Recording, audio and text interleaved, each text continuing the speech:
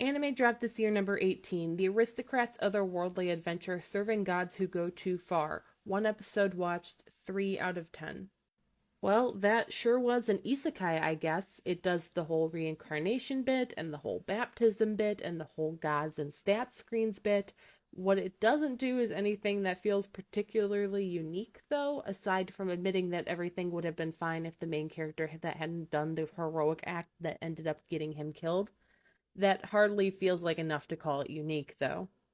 Oh, but he was overly blessed by the gods, I hear some say.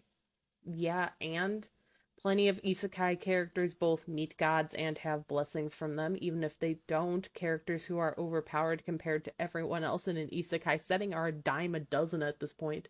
The whole idea of a character having a whole stable of gods on their side isn't even all that much of a deviation at this point, honestly. The biggest issue here is that there's nothing going on that I haven't seen before. This might be interesting if it was your first ever isekai, but even then, I got to the end of the episode and there wasn't a hook. There was nothing that gave me a reason why I should watch the second episode, not even a wisp of a plot outside of laying down the typical reincarnated and then powerful at 5 years old groundwork that so many are able to do in less than half the time that this show spent on it.